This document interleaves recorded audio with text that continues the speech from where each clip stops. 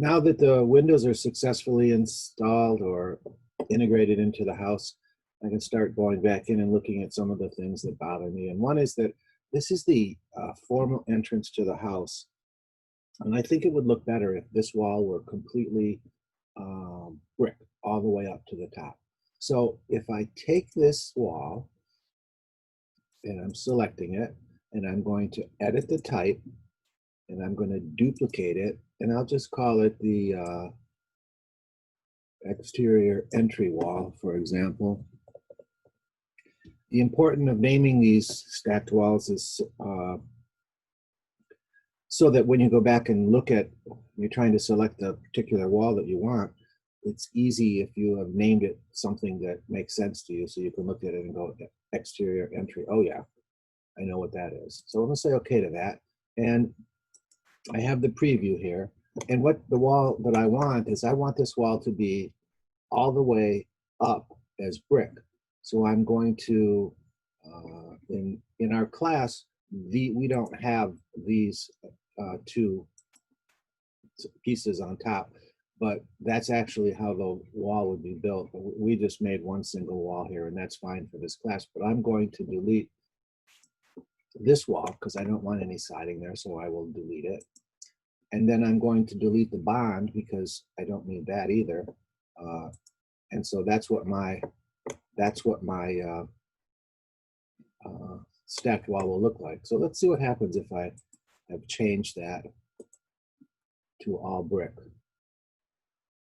I still have the base constraint and the top constraint, so it should stretch up there, but let's see if it does. And if it doesn't, that's a good exercise in finding out what was done incorrectly. So let's look. Okay, so I have an issue here now that my basement wall is coming up higher. And that's because in the stacked wall, I didn't change the height of that wall. Remember, we're looking at the stacked wall now. Look what I did. This is my variable, and I have not added the height to the wall. So what Revit did was it still put the top of the wall where I have constrained it to. It put the bottom of the wall where I constrained it to. It gave me the bond height that the brick ledge height, the bond height, and this wall height, they're all set. And so it used the variable to satisfy the constraints of the top and the bottom, and it simply made that much larger than that. So I need to go and say okay to that right now. That looks good and that looks good. I'm going to go to the first floor plan, and I'm going to drag this section over now and take a look at what I want these wall heights to be. See how high up this wall is going? And so I want this wall height. I'm going to measure what I want that wall height to be and see if we can change that. So I'm going to go from the, whoops, I want to go from here. Actually, I'll use the measure command because then I can copy that height. And I want that wall to go all the way down to here, to the top of the subfloor. And that should be 17 foot 10 3/4. So I could remember that and type it in, but I just copied it. And so now I can go back and edit this wall